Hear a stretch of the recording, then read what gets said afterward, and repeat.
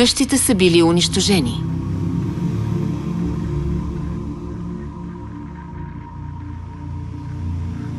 Хората остават в импровизирани палатки, изгубили всичко.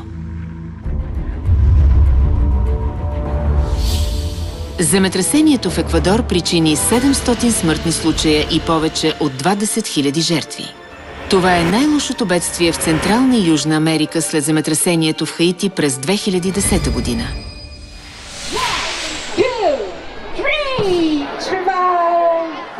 В 17-ти семейен локатон нов живот се проведе, за да даде надежда на Еквадор, който се намира на другия край на света от Корея.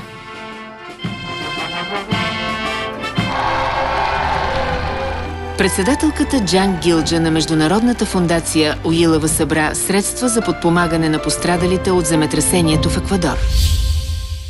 Регион Чаманга е получила най-много щети от земетресението, защото е била близо до епицентъра.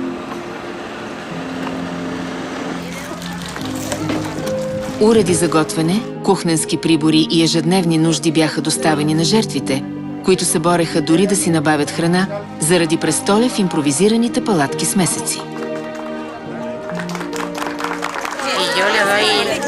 Las gracias a la Fundación Ilobio que ha venido aquí a darnos esta ayuda y estoy agradecida. Que se le agradece mucho por habernos venido a visitar en esta época de que nosotros estábamos tan necesitados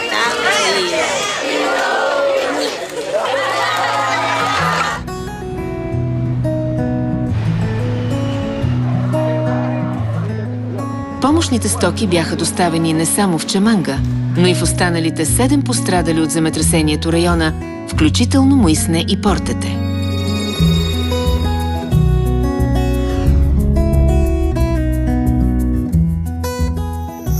A pesar de lo que nos está pasando, recibimos el apoyo de otras naciones, de otras ciudades, y eso nos agrada mucho.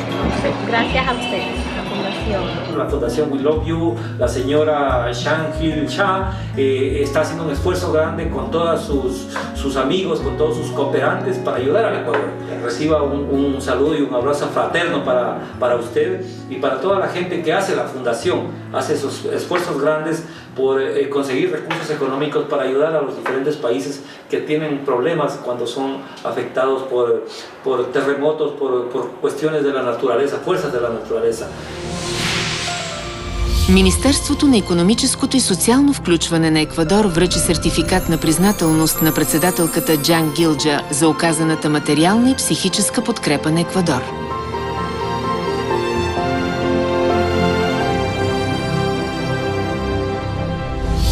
Нашето наискрено желание е топлата любов от страна на председателката на Уилава, Джан Гилджа и членовете, родени със сърце на майка, да даде сила на жертвите на земетресението, за да могат да си възвърнат надеждата.